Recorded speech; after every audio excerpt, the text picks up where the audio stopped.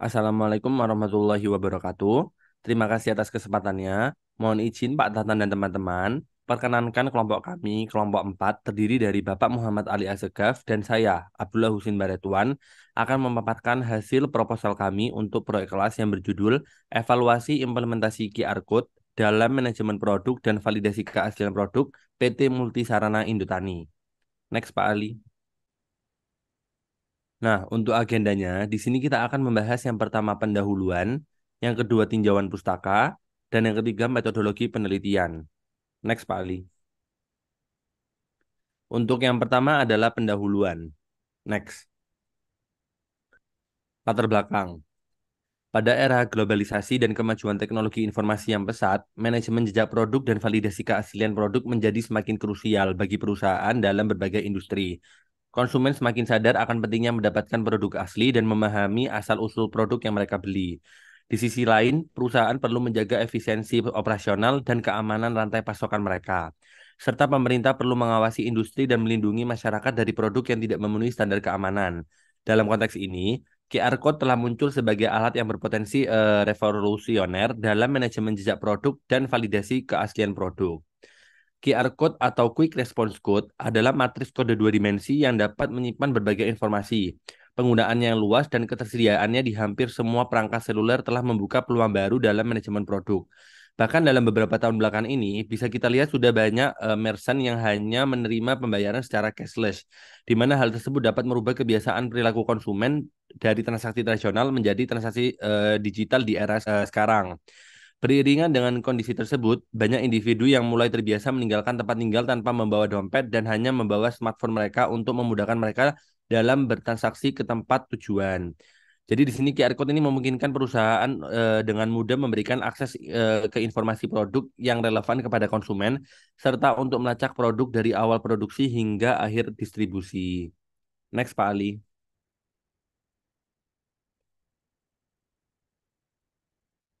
Untuk rumusan masalah dari penelitian ini adalah yang pertama, bagaimana QR Code dapat digunakan untuk mempermudah pelacakan dan pemantauan produk dari awal produksi hingga ke tangan konsumen. Yang kedua, bagaimana implementasi QR Code dapat meningkatkan efektivitas dalam manajemen jejak produk di PT Multisarana Indotani. Next, Pak Ali.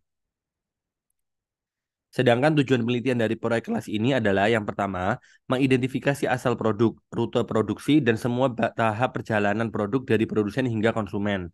Yang kedua yaitu memverifikasi keaslian produk dengan memindai QR Code pada kemasan. Yang ketiga, mengawasi rantai pasokan produk dengan lebih efektif, mengatasi masalah dengan cepat, serta mengambil tindakan yang diperlukan. Next, Pak Ali. Manfaat penelitian yang merupakan manfaat praktis. Jadi yang pertama yaitu meningkatkan kepercayaan konsumen terhadap produk yang mereka beli. Yang kedua melindungi merek dan reputasi produsen dari produk palsu. Yang ketiga meningkatkan efektivitas pengawasan dan manajemen rantai pasokan. Yang keempat memberikan data yang berharga untuk perbaikan kualitas produk. Yang kelima memberikan alat yang efektif untuk penegakan hukum terhadap produk yang berlaku. Next, Pak Ali. Manfaat penelitian dari segi akademis adalah membuka pintu kerjasama lebih lanjut antara PT Multi Musarana Indotani dan lembaga pendidikan tinggi sehingga menghasilkan peluang magang, penelitian bersama, dan proyek-proyek inovasi lainnya. Next, Pak Ali. Untuk ruang lingkup pada penelitian ini, yang pertama yaitu perancangan dan implementasi QR Code yang akan digunakan pada produk. Yang kedua yaitu pengembangan basis data untuk menyimpan informasi tentang produk dan rantai pasokan. Yang ketiga, pengembangan aplikasi mobile atau web untuk memungkinkan pengguna memindai QR Code dan mengakses informasi produk. Yang keempat yaitu penerapan algoritma keamanan untuk melindungi informasi produk dari manipulasi atau pemalsuan. Next, Pak Ali. Berikutnya yaitu sistematika penulisan dari laporan proyek kelas adalah yang pertama yaitu bab satu pendahuluan. Jadi pada bab pendahuluan ini dalam membahas terkait latar belakang, rumusan masalah, tujuan penelitian, manfaat penelitian, ruang lingkup penelitian, dan sistematika penulisan. Yang kedua yaitu bab 2 dasar teori. Jadi pada bab ini membahas terkait PT Multisarana Indotani, bisnis model kanvas, QR code, pelacakan produk, verifikasi keaslian produk, dan pengawasan dan manajemen supply chain. Untuk bab 3 metodologi penelitian membahas terkait diagram alur penelitian deskripsi umum, rancangan umum sistem, dan sistem desain kriteria. Next, Pak Ali. Selanjutnya pembahasan yang kedua adalah tinjauan pustaka. Next, Pak Ali. PT Multisarana Indotani atau yang biasa disebut dengan PT MSI merupakan perusahaan yang bergerak di bidang agrikultur yang memproduksi pestisida dan fertilizer. Jadi PT MSI ini didirikan pada tanggal 10 Mei yang terletak di Kota Mojokerto, Jawa Timur. Luas wilayah dari perusahaan ini sebesar 2 hektar, di mana perusahaan ini memiliki kapasitas produksi mencapai 1.400 ton per tahunnya. Untuk fasilitas yang dimiliki PT MSI sangat lengkap, di mana perusahaan ini dilengkapi dengan laboratorium dan peralatan formulasi pestisida yang berstandar internasional, sehingga produk-produk ini dihasilkan merupakan produk yang dengan mutu yang baik dan berkualitas. Untuk produk yang diproduksi dan dihasilkan oleh PT ini merupakan produk yang tergolong musiman, karena kebutuhan itu sangat dipengaruhi berdasarkan musim yang ada. Contohnya pada musim hujan, kebutuhan konsumen itu mengalami peningkatan. Tidak hanya pada musim hujan saja, kebutuhan konsumen mengalami peningkatan pada bulan lain yang keadaan cuacanya itu cenderung menyebabkan hama tumbuh dan berkembang.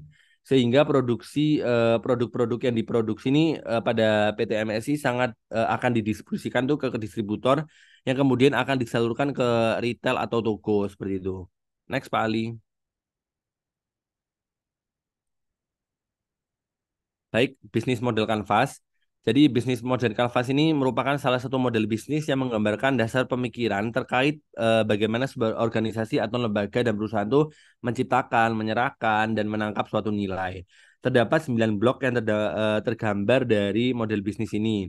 Yang pertama adalah customer segments, di mana sebuah individu atau grup atau organisasi ini ingin dicapai dan dilayani oleh organisasi atau perusahaan untuk dijadikan sebagai segmen konsumen organisasi atau perusahaan. Yang kedua adalah value proposition, bagaimana sebuah produk atau jasa dapat memberikan manfaat atau nilai kepada segmen konsumen yang dituju. Yang ketiga ada channels, upaya perusahaan untuk mengkomunikasikan dan memberikan value propositions yang dimiliki kepada konsumen. Yang keempat, customer relationship, di mana upaya-upaya yang dilakukan oleh perusahaan untuk menjalin hubungan dengan konsumen. Yang kelima yaitu revenue stream. Revenue stream ini penghasilan yang diperoleh perusahaan dari penjualan produk dan atau layanan kepada konsumen. Yang keenam ada key resource. Jadi sumber daya yang dimiliki oleh perusahaan atau organisasi ini untuk menjalankan aktivitas utamanya. Yang ketujuh ada key activities yang merupakan aktivitas utama yang harus dilakukan oleh perusahaan atau organisasi. Yang kedelapan ada key partnerships. Jadi kerjasama yang dilakukan oleh perusahaan atau organisasi dengan stakeholder ataupun memasok sehingga model bisnis dapat berjalan. Dan yang terakhir atau yang kesembilan yaitu ada cost structure untuk seluruh biaya yang dikeluarkan oleh perusahaan atau organisasi dengan mengoperasikan bisnis atau aktivitas yang dijalankan. Next, Pak Ali. QR code. Jadi QR code ini merupakan teknik yang digunakan untuk mengubah data tertulis menjadi kode dua dimensi yang telah dicetak pada suatu media ringkas. Jadi untuk QR code ini dikenal juga sebagai quick response, digunakan untuk menerjemahkan atau mendekode isi secara lebih cepat. Hal ini juga bisa dianggap sebagai barcode yang dapat dibaca oleh kamera ponsel seluler. QR code sendiri memiliki kemampuan untuk menyimpan berbagai jenis data, seperti data numerik, alfanumerik, biner, dan karakter kanji atau kana. Selain itu, QR code juga dapat membaca data baik secara horizontal maupun vertikal, sehingga ukuran gambar QR code akan secara otomatis menjadi 10% dari ukuran barcode. Terdapat juga tanda persegi pada ketiga sudut QR code, masing-masing dengan fungsi khusus untuk memastikan bahwa simbol dapat dibaca dengan baik dari setiap sudutnya. Berdasarkan gambar di samping, untuk position detection patterns itu konsep dari pola mengenal posisi yang telah ditentukan pada ketiga sudut kode QR ini dapat meningkatkan kecepatan pembacaan dan juga memungkinkan pembacaan dari berbagai arah. Untuk margin yang sesuai ditunjukkan itu, margin merupakan ruang kosong yang memiliki atau mengelilingi area kode QR code dan memerlukan margin sekitar 4 modul. Untuk timing pattern ini terdiri dari modul berwarna putih dan berwarna hitam yang disusun secara bergantian untuk menentukan koordinatnya. Dan yang terakhir ada format information. Jadi di format information ini merupakan informasi yang mengandung format yang akan dibaca pertama kali saat kode itu tersebut tuh, diterjemahkan. Seperti itu. Next.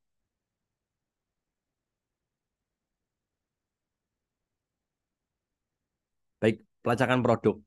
Jadi pelacakan produk ini merupakan proses atau sistem yang digunakan untuk memantau pergerakan, lokasi, status, dan wilayah suatu produk dari titik asalnya.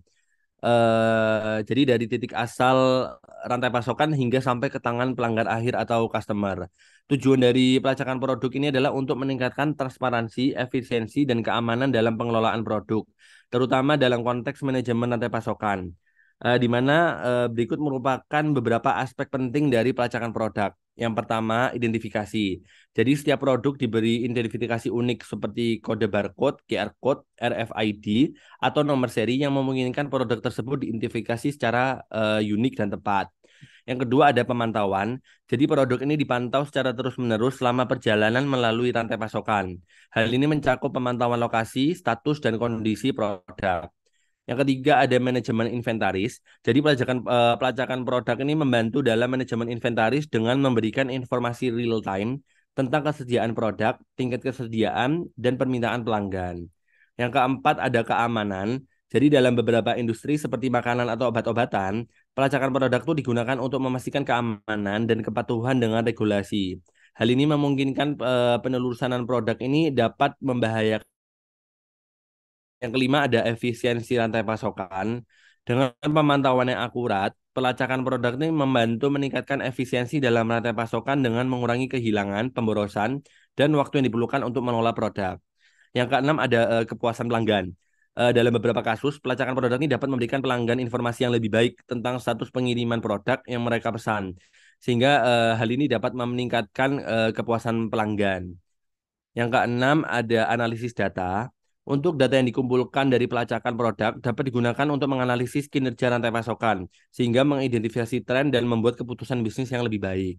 Yang kedelapan ada kepatuhan regulasi. Jadi untuk pelacakan produk dapat membantu perusahaan mematuhi persyaratan regulasi yang berlaku, seperti melacak produk berbahaya atau perluasan cakupan produk. Yang kesembilan ada anti penipuan. Dalam beberapa kasus, pelacakan produk ini digunakan untuk menghindari penipuan atau produk palsu dengan memverifikasi asal produk tersebut.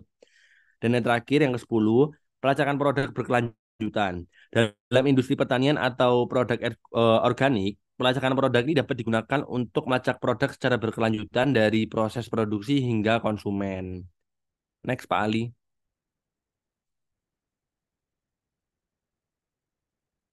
Verifikasi keaslian produk merupakan proses atau langkah-langkah yang dilakukan untuk memastikan bahwa suatu produk ini asli atau otentik, bahkan produk palsu atau tiruan. Tujuan utama dari verifikasi keaslian produk ini untuk melindungi konsumen dari produk yang tidak mungkin tidak memenuhi standar kualitas, keamanan, atau etika yang berlaku. Jadi berikut beberapa metode yang digunakan untuk memverifikasi keaslian produk, yang meliputi yang pertama yaitu label dan keamanan. Jadi di sini kita nanti memeriksa label produk, kemasan, atau segel keamanan yang mungkin nanti ada pada produk untuk memastikan bahwa mereka tidak rusak atau telah digantikan. Yang kedua adalah teknologi identifikasi. Dengan menggunakan teknologi seperti barcode atau RFID, nanti konsumen tuh atau pengecer dapat memindai kode ini untuk memeriksa keaslian produk. Yang ketiga ada sertifikat atau dokumen resmi, di mana dengan memeriksa sertifikat atau dokumen resmi ini yang biasanya disertakan dengan produk asli, dokumen ini dapat berisi informasi tentang asal-usul produk, serta standar atau regulasi tertentu. Yang keempat ada pengecekan database, di mana dengan beberapa perusahaan menyediakan basis atau data online, di mana konsumen nanti atau pengecer dapat memeriksa keaslian produk dengan memasukkan nomor seri atau kode unik yang ada pada produk. Yang kelima yaitu pemeriksaan fisik. Di sini ya seperti biasa ya, untuk pemeriksaan fisik ini memeriksa karakteristik fisik produk seperti berat, ukuran, warna, bahan untuk memastikan konsistensi dengan spesifikasi produk asli. Dan yang terakhir yang keenam, penggunaan agen pemeriksa.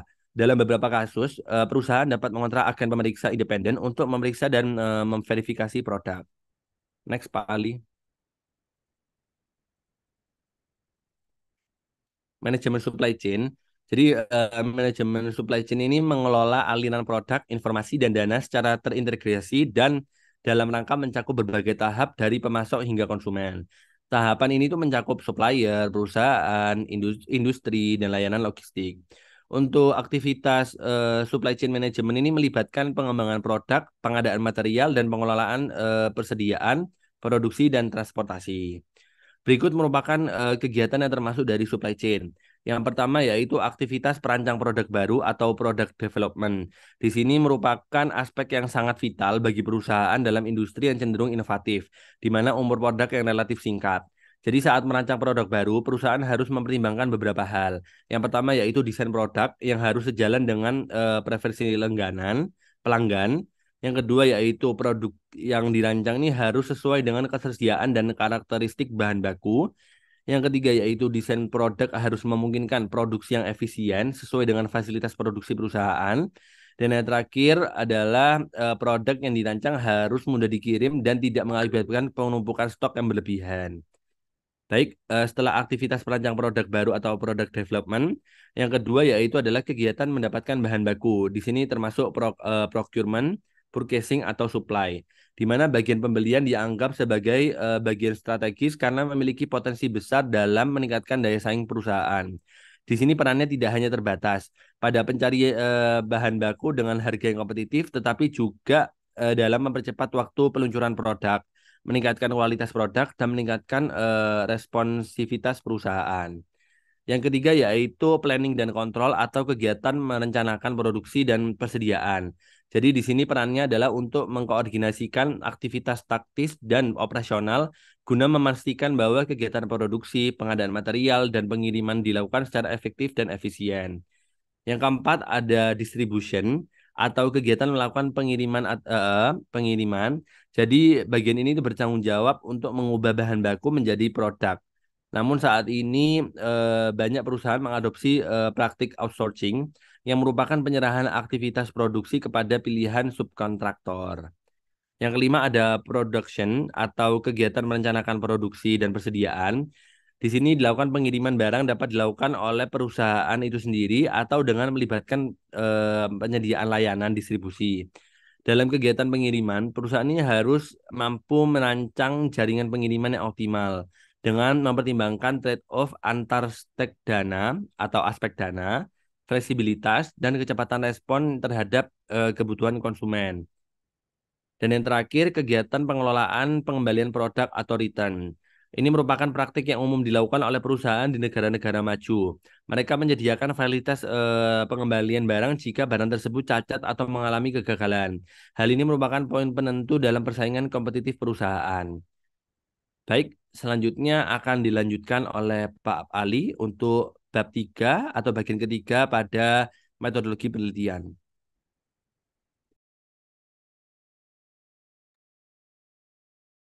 Baik, terima kasih Pak Abdu atas pemaparannya. Berikutnya untuk metodologi penelitian atau bagian yang ketiga, bab 3. Jadi pertama-tama untuk deskripsi umum mengenai materi ini, itu metodologi penelitian ini akan membahas pendekatan yang akan digunakan untuk mengevaluasi dan menganalisis efektivitas implementasi QR Code dalam manajemen jejak produk dan validasi keaslian produk di PT Multisarana Indotani. Penelitian ini bertujuan untuk mengidentifikasi dampak QR Code terhadap efektivitas operasional, keamanan produk, dan pengalaman pelanggan di perusahaan tersebut. Penelitian ini akan menggunakan pendekatan campuran atau mixed method yang mencakup yang pertama pengumpulan data, lalu studi literatur, desain penelitian, pengolahan dan analisis data, validasi hasil, dan yang terakhir interpretasi hasil dan rekomendasi. Berikutnya, untuk identifikasi BMC atau Business Model Canvas, yang pertama untuk value proportionnya itu ada 3. Yang pertama untuk traceability product. Jadi pelacakan produk dari produsen hingga konsumen yang mengidentifikasi masalah dengan cepat. Lalu yang kedua ada verifikasi keaslian. Jadi konsumen bisa memverifikasi keaslian produk dengan mudah. Untuk verifikasi keaslian ini udah berdasarkan dengan hasil QC check.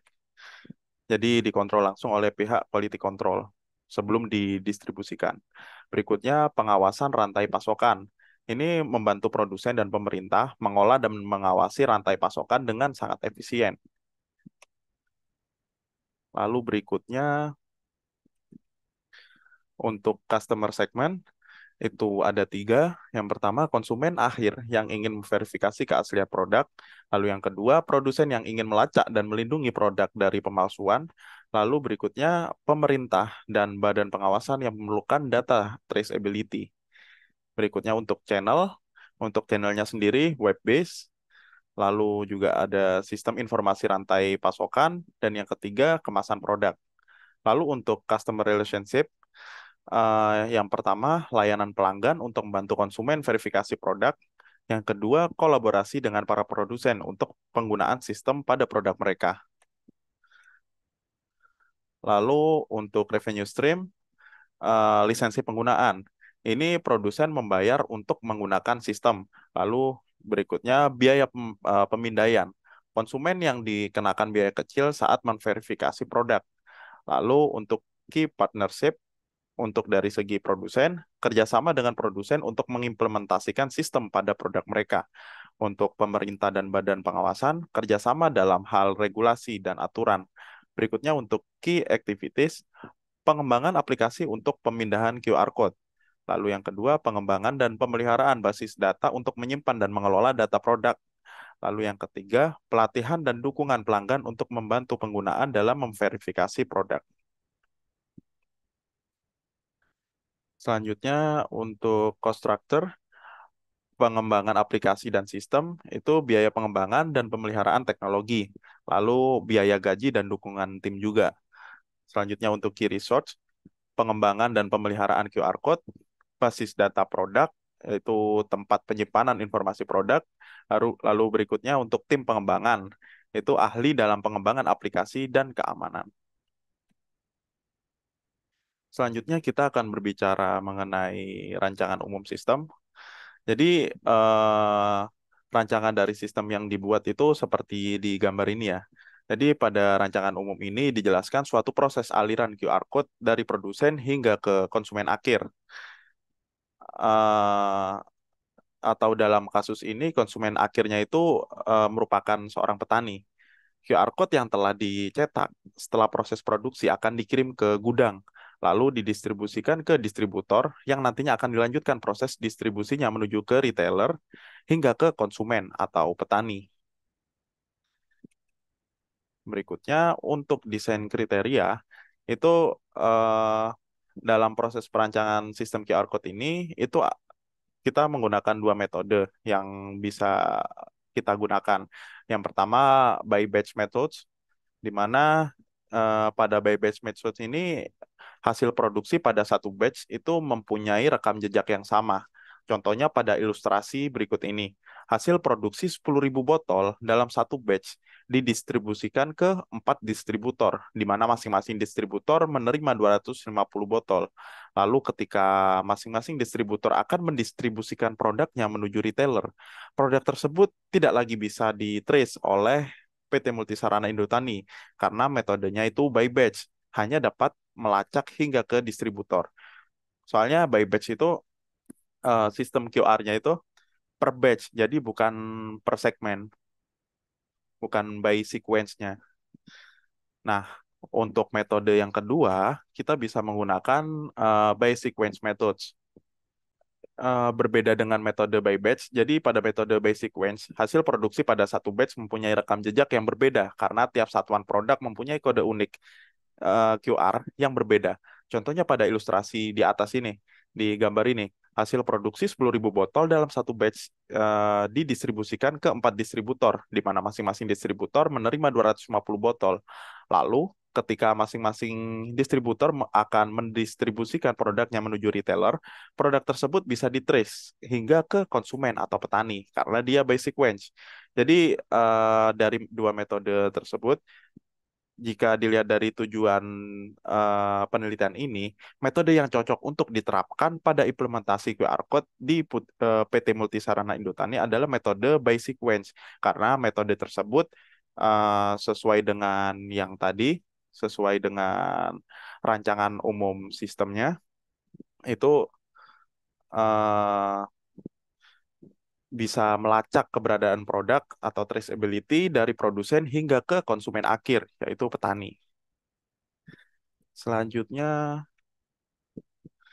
untuk perancangan alir data, pada gambar ini tuh dijelaskan proses secara umum pada sistem.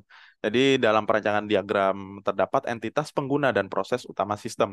Agar terjadi komunikasi antara produk dan sistem dibutuhkan perantara atau modul komunikasi, di mana perantara mengirim data ke desktop hingga akhirnya dapat dilihat oleh user. Di mana pada kasus ini, produk yang telah dicetak QR code akan saling berbagi informasi dengan sistem di SAP. Jadi modul komunikasinya itu kita menggunakan API.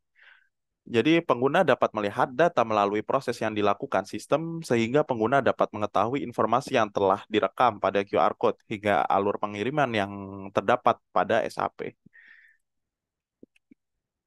Selanjutnya untuk diagram alir sistem, alur dari setiap proses yang terdapat, sorry, alur dari setiap proses yang terdapat pada aplikasi digambarkan pada diagram alir untuk memudahkan pemahaman secara garis besar proses yang ada pada sistem. Diagram alir sistem terdiri dari yang pertama diagram alir secara keseluruhan, lalu diagram alir general, dan yang ketiga diagram alir distribusi produk. Untuk yang pertama mengenai diagram alir secara keseluruhan. Jadi diagram alir berikut ini tuh menjelaskan segala proses mulai dari eh, proses cetak blank QR atau QR code kosongan hingga QR code itu mulai diisi informasi yang akan digunakan untuk proses traceability. Untuk lebih jelasnya bisa dilihat di gambar ini ya prosesnya. Jadi kita create dulu untuk QR code kosongan, lalu kita input ke dalamnya itu list RM-nya dan support material yang terpakai. Lalu kita mulai input identitas produk. Ini seiring berjalannya proses produksi finish good-nya ya. Jadi itu kita input untuk nama produk, kemasan produk, nomor batch, tanggal produksi, tanggal kadaluarsa, operator, lalu juga operator packingnya. Jadi nantinya ketika ada komplain dari pelanggan, kita bisa nge-trace tuh. Ini uh, produksinya kapan, di line berapa, dan juga operatornya siapa.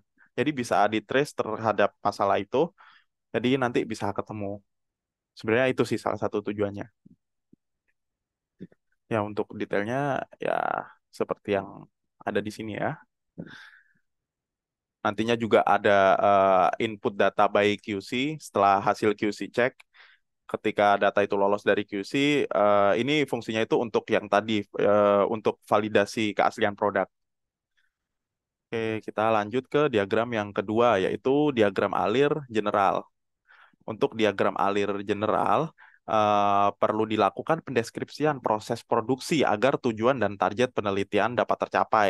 Pada proses produksi di PT Multisarana Indotani, terdapat proses packaging, QC inspection, printing QR code. Untuk lebih jelasnya, ada di gambar ini. Jadi yang pertama ada request dari marketing untuk permintaan packaging, lalu pihak produksi mempersiapkan untuk packing produk, lalu transfer dari storage hasil formulasi masuk ke proses filling produk, proses capping kemasan produk. Nah, ketika beres proses capping itu akan di print QR code, lalu proses sealing kemasan produk akan dilakukan QC inspection. Setelah dilakukan QC inspection, akan masuk ke proses pelekatan string melalui string tunnel. Lalu pengemasan pada box, lalu selanjutnya proses box sealing menggunakan karton sealer, itu akan di QC inspection lagi. Jadi QC inspection-nya di sini dua kali. Yang pertama itu untuk masing-masing botolnya per piece, setelah itu per box. Setelah diproses di karton sealer. Lalu selanjutnya peletakan finish good ke palet untuk didistribusikan ke gudang. Berikutnya untuk diagram alir distribusi produk.